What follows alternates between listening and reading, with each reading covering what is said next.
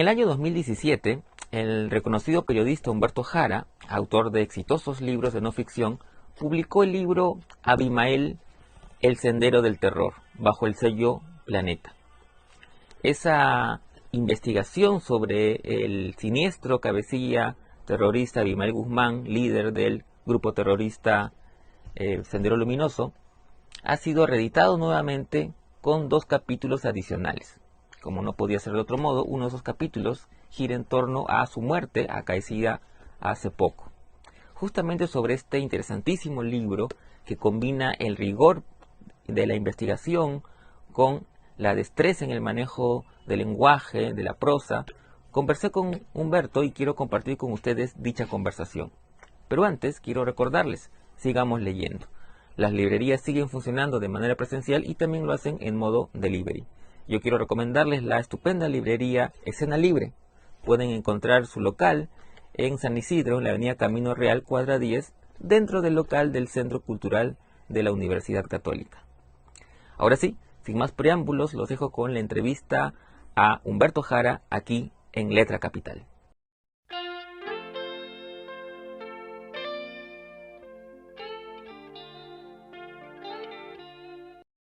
Hola Beto, primero que nada gracias por tu tiempo y por permitirnos esta charla sobre tu libro Abimael, el sendero del terror, publicado por Planeta, pero que además es una reedición en realidad, porque el libro ya se publicó hace algunos años, pero esta es una reedición aumentada y mejorada, digamos, ¿no? Porque tú has aumentado algunos extractos adicionales que tienen que ver justamente con lo más reciente del personaje del cual tú escribes, ¿no? Sí, Carlos, ¿cómo estás? Un gusto de poder conversar contigo. Esta es la segunda edición del libro Abimael, el sendero del terror. Con referencia a la primera edición, esta tiene 46 páginas más, porque consta de 2 nuevos capítulos. Uno que está referido a un misterio que siempre existió, pero que ya se puede poder resolver, que es la muerte de Augusta Latorre, la primera esposa de Abimael Guzmán. Y el otro capítulo añadido es el capítulo final, que cuenta todos los entretelones sobre la muerte de Abimael Guzmán. Uh-huh.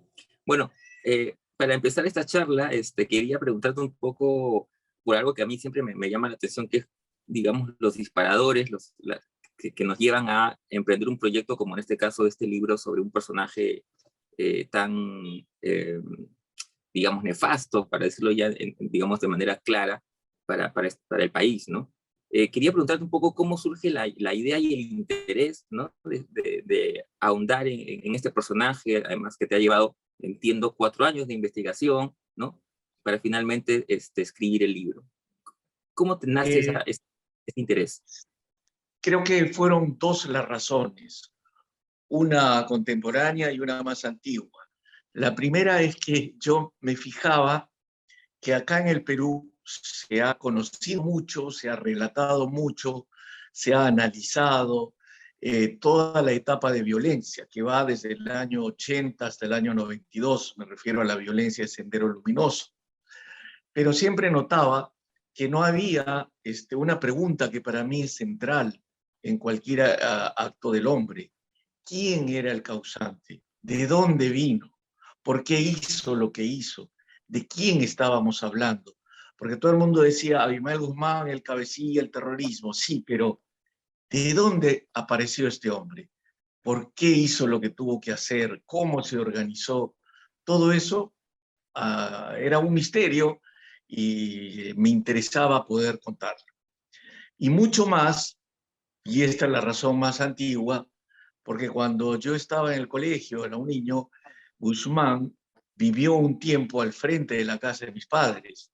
Entonces, y en la ciudad lo conocíamos como el profesor Guzmán, el catedrático de la Universidad San Cristóbal, un hombre extraño, taciturno, que no hablaba con nadie, que caminaba siempre ensimismado. Y entonces eso también me llamaba mucho la atención de cómo alguien que había sido un personaje cotidiano, que caminaba por las mismas calles que nosotros caminábamos, había sido capaz de generar tanta destrucción y tanta muerte, ¿no? Eso es lo que a mí me motivó a investigar. Ujú. Ahora, es bien interesante lo que dices porque, claro, preguntarnos eso es justamente ahondar en la historia, en la vida de un personaje, ¿no? En este caso de Guzmán.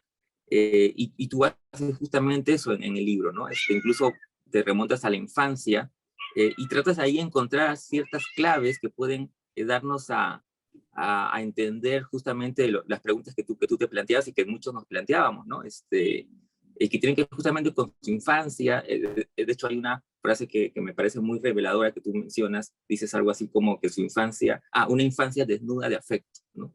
Que pueden también uno entender lo que viene después.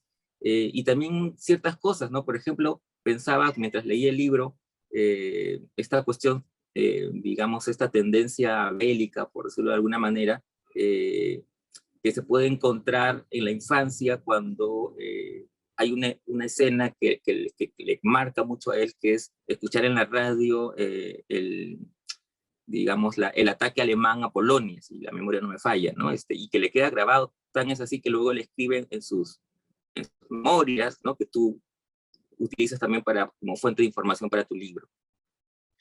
Sí, lo que comentas, Carlos, es muy interesante. Eso es propio de un buen lector, como eres tú.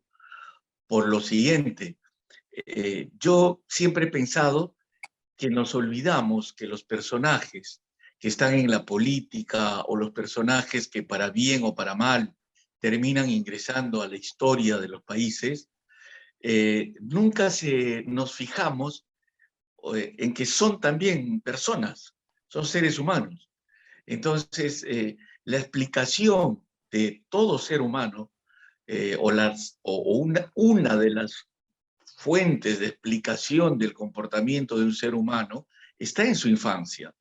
Ese es el periodo en el que se forma la personalidad de alguien, ese es el periodo donde se empiezan a plantear su primera visión del mundo, sus afectos, sus desafectos, sus virtudes, sus fobias, sus traumas, todo eso. Y siempre lo olvidamos. Y a los que están en política los queremos revisar solamente por sus actos. Yo no creo eso. Entonces, el caso de Guzmán es clarísimo.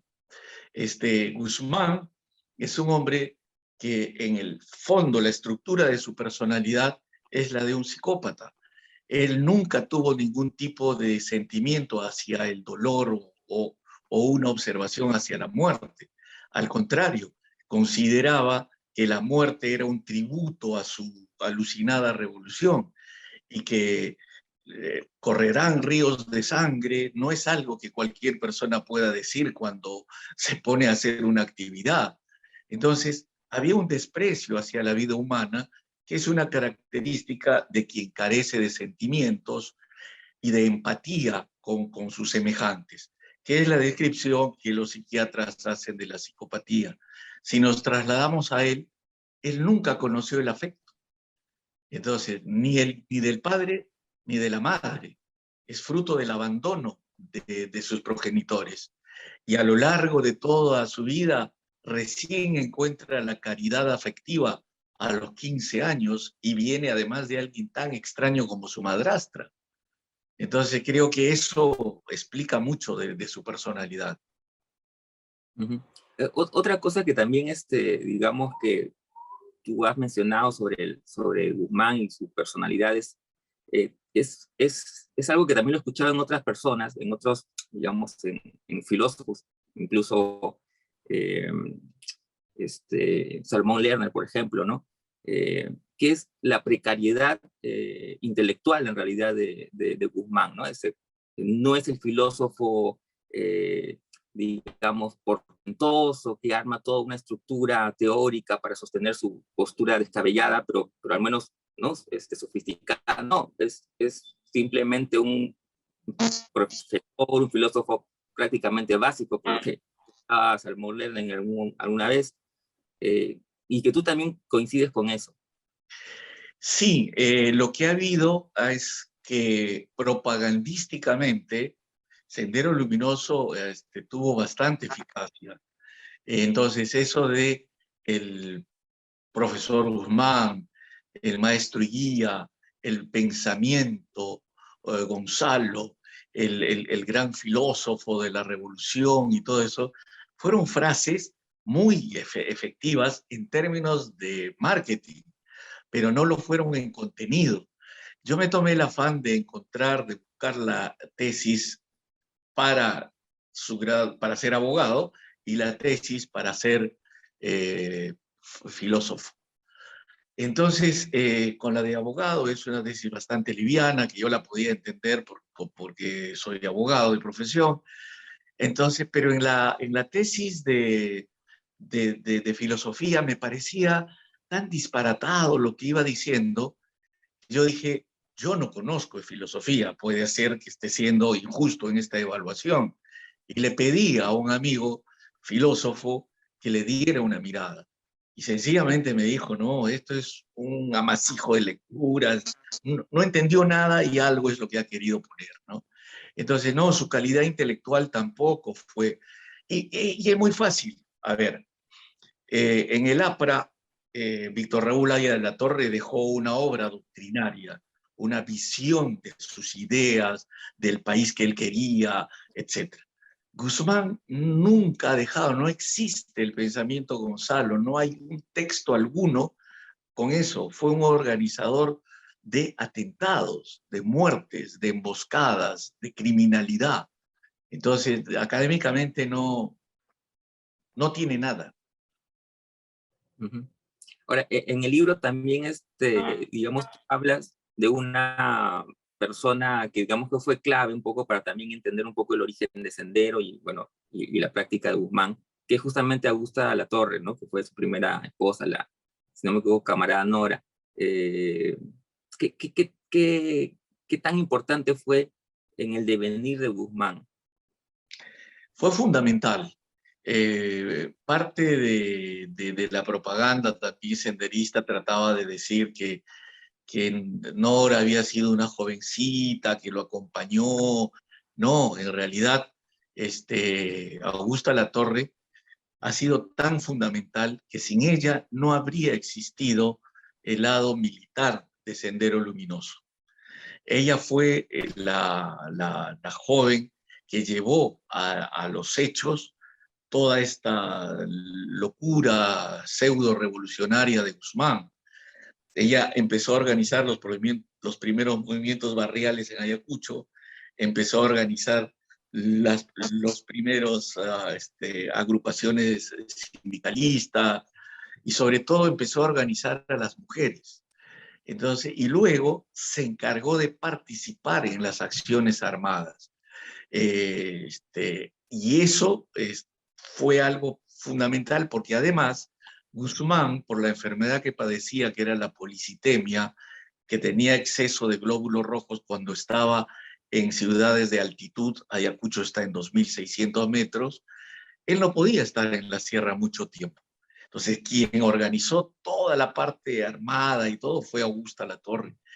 Y cuando se vinieron a Lima, ella continuó también con eso. Sin ella no habría existido Sendero Luminoso. Creo que Sendero Luminoso es una doble paternidad, la de Guzmán y la de Augusta. Eh, También quería preguntarte sobre digamos, el proceso para el libro, porque contabas, si no me equivoco, en el que te tomó 4 años hacer esta investigación, en las que has recurrido pues a conversar con personas, ¿no? Pero también el manuscrito del mismo Guzmán, el informe de la Comisión de la Verdad.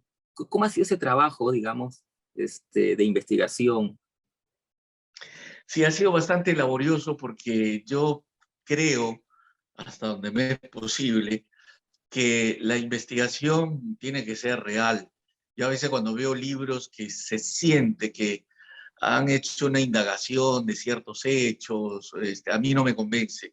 Yo creo que las investigaciones tienen que ser a fondo porque uno está obligado frente al que le va a dispensar el favor de leerte, hay que entregarle algo bien armado. Entonces, lo que yo hice fue, primero, viajar a cada uno de los lugares en los que transcurrió la vida de Guzmán. desde la Guadita, que fue el primer poblado que habitó, perdón, donde nació, al Arenal, donde pasó unos años, a Moquegua, a Arequipa, a Chimbote, aquí en el Callao, el colegio en que estudió, en fin, todos los lugares donde se movía, y ahí ir buscando a las personas que podían dar un testimonio de él, ¿no es verdad? Entonces, toda esa parte es laboriosa entre viajar, conocer gente, convencerla de que hable, recopilar documentos hasta donde sea posible. Y lo otro que me llamó la atención y que hizo dificultosa la investigación es, curiosamente, o quizá no curiosamente, sino terriblemente, el temor que mucha gente mantenía aún a sabiendas de que Guzmán ya estaba preso. Entonces, era muy difícil, sobre todo en Ayacucho donde al final logré tener testimonios directos, documentos directos y fotografías, incluso de algunos familiares de él, era difícil convencerlos. O sea, era una tarea de persuasión hasta poder encontrar y poder narrar lo que efectivamente ocurrió en su vida, ¿no? Sí, eso último que dices me llama mucho la atención porque de alguna manera también lo dices en el libro, ¿no? Este temor justamente a partir también de esta campaña, ¿no? De este mito de la omnipresencia de Guzmán y del Sendero, ¿no? Es como que Sendero tenía oídos en todos lados, ¿no? Lo que hace que la gente pues tenga temor, me imagino. Sí, ellos fueron muy hábiles en un elemento que la política ha utilizado inmemorialmente, que es el miedo. Esa es una de las principales armas políticas, porque con el miedo neutralizas la voluntad de las personas, afectas su seguridad y su tranquilidad y te permite avanzar. Y muchas veces el miedo es utilizado para suplir la poca cantidad de adherentes que tienes. Entonces, ese fue el caso de Sendero Luminoso. Sendero en su mejor momento debe haber tenido una milicia de 2.500 personas para un país que en ese momento andaba entre los 22 a 28 millones de personas, pero con 2.500 y este lema de que el partido tiene 1.000 ojos y oídos, el partido está vigilante, estamos en todo lugar, y que Guzmán era una especie de presencia que nadie sabía y que por eso mismo nadie podía capturar, porque era casi un mito inacible, generaron eso. Pero en verdad era cascarita. En el momento en que realmente hubo un grupo valioso de policías que dijeron vamos a usar la inteligencia, lo desbarataron. Es verdad. Bueno, un poco para ir terminando, Beto, tú has mencionado, bueno, el rigor de la investigación, pero yo le añado algo que también es evidente en el caso de tus libros, que es también, digamos, el rigor de la prosa, digamos, ¿no? De la escritura misma. Lo que me lleva a preguntarte, digamos, en estos últimos, no sé, en esta última década, por decirlo de alguna manera, hay una eclosión del llamado periodismo o los libros de no ficción, ¿no? Que nos remontamos al nuevo periodismo norteamericano. Aquí nos podríamos remontar, ¿no? Digamos, sería ineludible no hablar de Guillermo Sonda y sus libros también de no ficción. Eh, Tú, que ya tienes varios libros de no ficción bastante exitosos, muchos reeditados incluso más de una vez, ¿cómo sientes actualmente el género? Eh, Vemos muchos libros de no ficción. ¿Tú cómo lo ves? ¿Cómo lo analizas? ¿Te refieres al caso de Perú? Sí, exactamente. Mira, yo creo que lamentablemente se está perdiendo la oportunidad de instaurar en el Perú un periodismo de investigación o los libros de no ficción con solidez.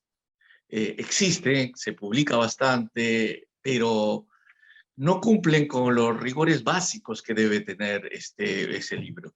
Investigación que sea sólida, cierta. Uno revisa varios de ellos y en realidad te das cuenta de que tiene muchos vacíos, contradicciones, de que no se ha indagado en los hechos, sino que se ha escrito mucho con la ayuda de Google, ¿sí? Eh, y esa falta de rigor no me parece bien porque con el tiempo el propio libro se desgasta o como se refieren a hechos de historia, la propia historia los empieza a desmentir, ¿sí?